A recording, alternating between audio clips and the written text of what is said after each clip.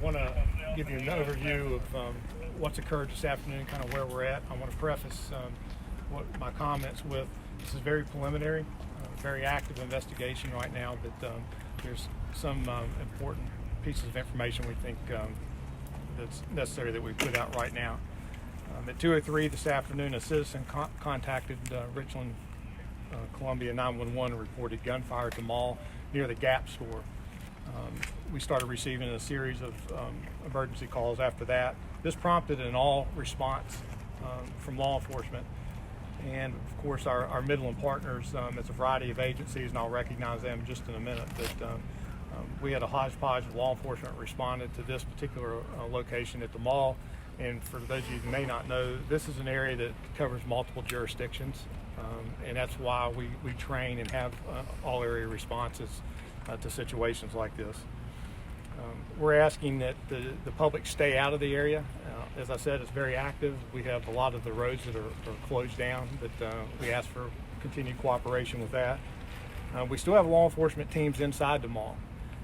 We've accounted for everybody that's been injured, and I'll speak to that in just a moment, but the reason we still have teams inside the mall is they're clearing. It's a large mall. We're clearing stores one at a time. We did an initial sweep for injureds, people that were injured, and we got them with medical personnel and got them transported.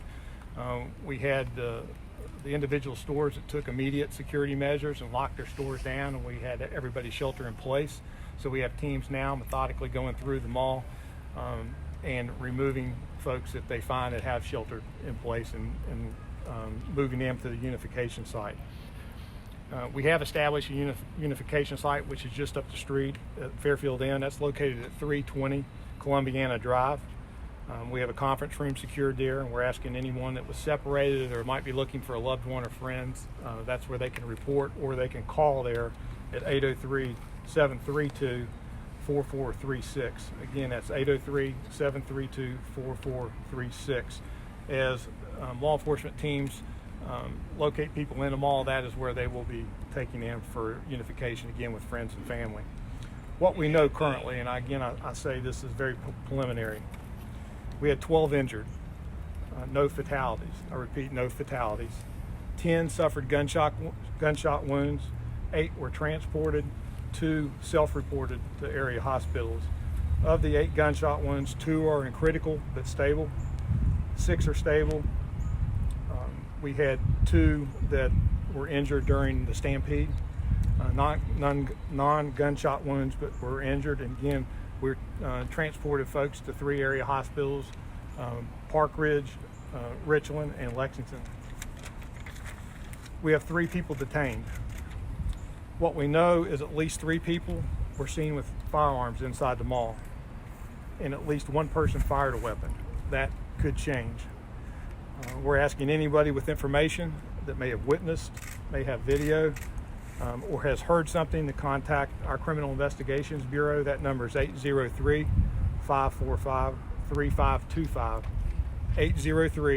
803-545-3525. There will be investigators standing by to receive those calls. I want to say thank you to our citizens that exercised courage, were very patient with us, took good direction, and have cooperated 100% with everything that we have asked. Mall security has been invaluable in this. The management's been on site with us as well as their security, and we thank them for that, and especially the security measures that went on inside the mall itself. Obviously, it's unfortunate that we have to do this, but you can tell that training and preparation paid off in this situation. It was very chaotic. Our law enforcement partners that I mentioned, which we could not do our job in the Midlands and in Columbia without. It's the Richland County Sheriff's Department, Lexington County Sheriff's Department, Newberry Sheriff's Department, SLED, State Highway Patrol, Triple P, IRMO PD, ATF, U.S. Marshal Service, the FBI. We had Lexington EMS, Richland EMS. Our fire department's been instrumental in scene management and assisting us. They've stood shoulder to shoulder with law enforcement in the chaos and in the danger area. And again, our mall staff has been phenomenal.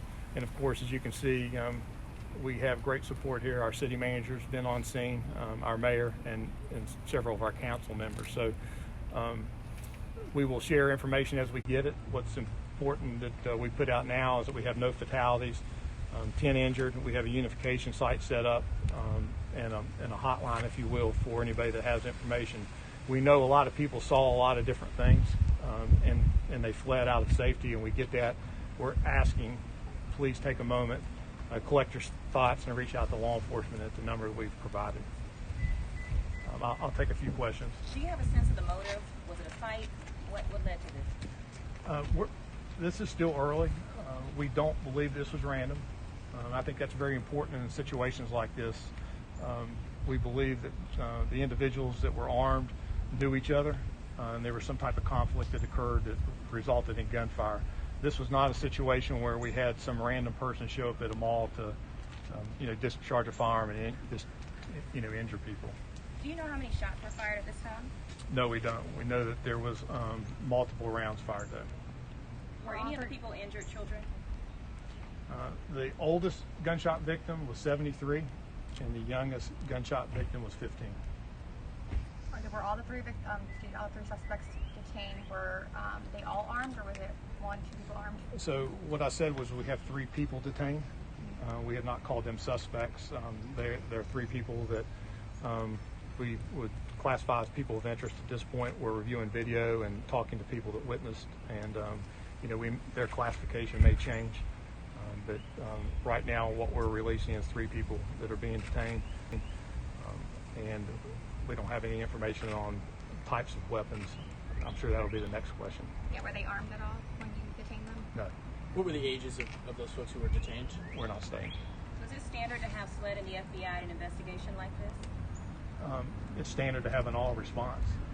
There's not a major event or major scene like this that we don't get a response from our partners at SLED and the FBI.